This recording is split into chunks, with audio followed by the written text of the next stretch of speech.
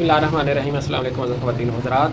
हाज़िर व नाज़िर साहिब जलाल व करम यकता व मेहरबान बेमिसल रब्बुल आलमीन के बरकत नाम से आज की वीडियो का आगाज़ करते हैं। इस वीडियो में बात करेंगे जल्द पर बढ़ने वाले मसों के मतलब, इसकी क्या वजूहात हैं और इसका बेहतरीन घरेलू इलाज क्या है, इसके बारे में कुछ इन्फॉर्मेशन शेयर करेंगे। तो आमतौर पर जो मसे हैं ये जल्द पर होते हैं और ये किसी भी मकाम पर जिस्म पर, जैसे पलकों के पास, गर्दन के पास, हाथों और पैरों में या किसी भी मकाम पर हो सकते हैं। तो इसकी वजूहात मुख्तलिफ हो सकती हैं, जैसे कि बाद लोगों को खारिश, ज़ख़म या गंदगी में रहना, या बाज़ औक़ात ऐसा भी होता है कि आपका इम्यून सिस्टम कमज़ोर होता है या विटामिन सी की कमी होती है, तभी मसे हो जाया करते हैं। लेकिन जो सबसे बड़ी वजह वो ये है कि ये एक वायरस की वजह से होता है जिसे HPV कहते हैं। इसकी वजह से जिल्द के ऊपर मसे हो जाया करते हैं।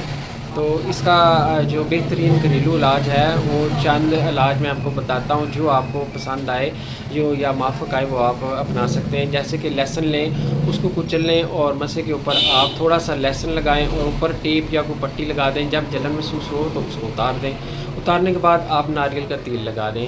इस तरह आप चंद दिन करेंगे तो मसे ठीक हो जाएंगे। दूसरे नंबर पर तुलसी के ताज़ा पत्ते लें, 1-2 पत्ते कुचलें और आप मसे के ऊपर लगा दें। उसके ऊपर भी आप इसी तरह टेप लगा दें या पट्टी लगा दें। 2-3 घंटे बाद उसको उतार दें, इससे भी मस्से ठीक हो जाया करते हैं। तीसरे नंबर पर आप एलोवेरा, जिसे घीकवार या क्वारगंदल भी कहते हैं, उसका ताज़ा गुदा लें। वो दिन में 2-3 बार लगाना पड़ेगा। तो चंद दिन इस्तेमाल से वो मस्से जो है इंशाल्लाह ठीक हो जाएंगे। लेकिन सबसे जो तेज़ तरीन इलाज है वो है जी सेब का सिरके का इस्तेमाल। सेब का सिरका लें और उसको आप मस्से के ऊपर एक कतरा लगा दें और तकरीबन 20 मिनट के बाद उसको आप पानी से धो लें और फिर नारियल का तेल लगा लें।